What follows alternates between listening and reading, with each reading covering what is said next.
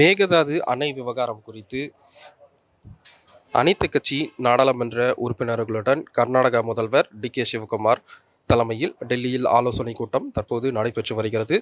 இந்த கூட்டத்தில் காங்கிரஸ் மூத்த தலைவரும் எம்பியுமான ஜெயராம் ரமேஷ், மத்திய அமைச்சர் ஷோபா உள்ளிட்டோரும் பங்கேற்றிருக்கின்றார்கள். இவர்களை தவிர மற்ற சில முக்கிய அமைச்சர்களும் இந்த ஆலோசனை கூட்டத்தில் பங்கேற்றிருக்கின்றார்கள்.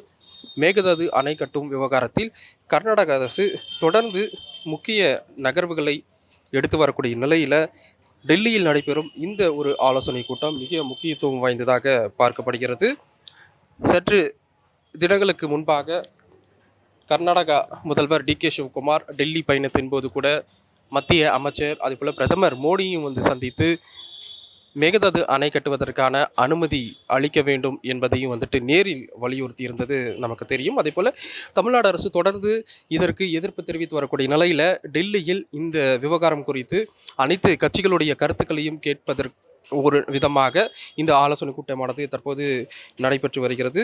அதே போல் இதற்கு மத்தியில் கர்நாடகா அரசினுடைய இந்த நடவடிக்கை, அதே போல் காவிரி குறுக்கே இந்த கட்டுமானம் தொடர்பாக அன்புமணி ராமதாஸ் எழுப்பிய ஒரு கேள்விக்கு மத்திய இணையமைச்சர் ராஜ்பூஷன் எழுத்துப்பூர்வமான ஒரு பதில் அளித்திருக்கின்றார். அந்த பதில் மனுவில் கர்நாடகா அரசு என்பது தமிழ்நாடு, கேரளா அதே போல் மற்றும் புதுச்சேரி ஆகியோருடைய எந்த ஒரு ஒப்புதலும் இன்றி தங்களுடைய இந்த காவிரி நதிநீர் குறுக்கே எந்த விதமான கட்டுமானத்தையும் மேற்கொள்ளலாம் என்றுதான் 2018ஆம் ஆண்டு உச்சநீதிமன்றம் தீர்ப்பில் குறிப்பிட்டிருக்கின்றது. அதாவது எந்த ஒரு பிற மாநிலத்தினுடைய அனுமதி பெறுவதற்காக எந்த ஒரு அனுமதி பெற தேவையில்லை என உச்சநீதிமன்றம் ஏற்கனவே குறிப்பிட்டிருப்பதாக மத்திய இணையமைச்சர் தற்போது பதில் மனுவில் தெரிவித்திருக்கின்றார். அதேபோல் 2018ஆம் ஆண்டு பிப்ரவரி 16ஆம் தேதி உச்சநீதிமன்றம் வழங்கிய அந்த தீர்ப்பில் இதனை உறுதிப்படுத்தியிருப்பதாகவும் உறுதிப்படுத்தியிருப்பதாகவும் தீர்ப்பாயத்தினுடைய உத்தரவுக்கு முரணாக இல்லாத வகையில்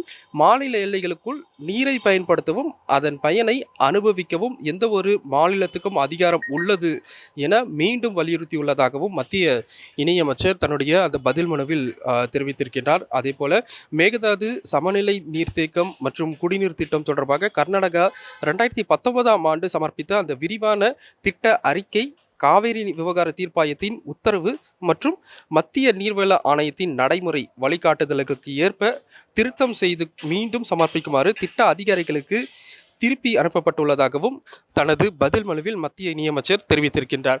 எனவே மத்திய அரசினுடைய நிலைப்பாட்டை பொறுத்தவரை தற்போது கர்நாடகா அரசு அந்த காவிரி குறுக்கே அணை கட்டுவதற்கு எந்த விதமான தடைகளும் இல்லை. அதாவது மற்ற மாநிலங்களுடைய அண்டை மாநிலங்கள் தமிழ்நாடு போன்ற அண்டை மாநிலங்களுடைய அனுமதி தேவையில்லை. இதனை உச்சநீதிமன்றம் தனது தீர்ப்பில் தெரிவித்திருப்பதாக மத்திய இணையமைச்சர் தனது பதில் மனுவில் கூறியிருக்கின்றார். இதற்கு இடையில் தான் தற்போது இந்நிலையில் இந்த ஆலோசனை கூட்டமானது தலைநகர் டெல்லியில் நடைபெற்று வருகிறது. இந்த ஆலோசனை கூட்டத்திற்கு பிறகு கூட்டத்தில் இது போன்ற விஷயங்கள் விவாதிக்கப்பட்டதாகவும் அதே போல இது போன்ற முடிவுகள் எடுக்கப்பட்டிருப்பதாக அதிகாரப்பூர்வமாக அதிகாரிகள் மூலமாக அல்லது அமைச்சர்களுமாக அறிவிக்கப்படும் என எதிர்பார்க்கலாம். தொடர்ந்து இந்த விஷயத்தை முக்கியத்துவம் கொடுத்து கர்நாடக அரசு பல்வேறு முயற்சிகளை மேற்கொண்டு வரக்கூடிய நிலையில் டெல்லியில் நடைபெற்று வரும் இந்த ஒரு கூட்டம் தற்போது மிக முக்கியத்துவம் வாய்ந்ததாக பார்க்கப்படுகிறது.